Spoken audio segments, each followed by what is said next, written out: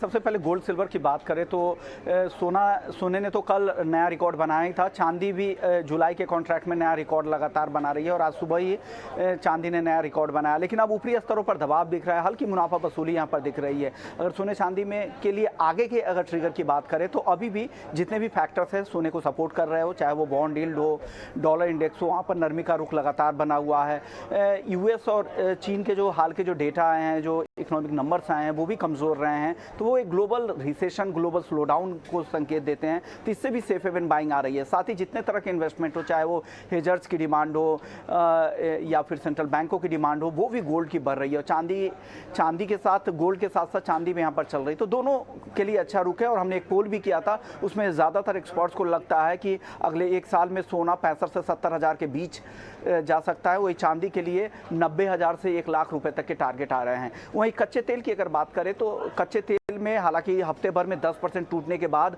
अब lower level पर buying आ गई है। अब धीरे धीरे ये तेजी बढ़ती जा रही है, 2 से 2.5% तक की तेजी आ चुकी है। $74 के ऊपर ब्रेंट क्रूड का भाव आ चुका है। लेकिन सप्लाई साइड को लेकर एक खबर ये है कि पिछले हफ्ते रूस का जो एक्सपोर्ट था वो 40 लाख बैरल के भी ऊपर चला गया। ये कंसर्न है कि उन्होंने प्लेस तो किया था कि उत्पादन घटाएंगे, लेकिन वो अपनी इनकम बढ़ाने के लिए, इकोनॉमी को रिवाइव करने के लिए रूस से लगातार एक्सपोर्ट बढ़ाए जा रहे हैं। वो एक सप्लाई के साइड पर प्रेशर है, ओवर सप्लाई की स्थिति पैदा कर सकती है। और जिस तरह से ग्लोबल स्लो डाउन है, उससे डिमांड तो कम है ही। तो क्रूड की तेजी में एक्सपर्ट्स को यही लगता है कि क्रूड की तेजी जो आएगी वहां पर टिकने की संभावना बहुत कम दिख रही है।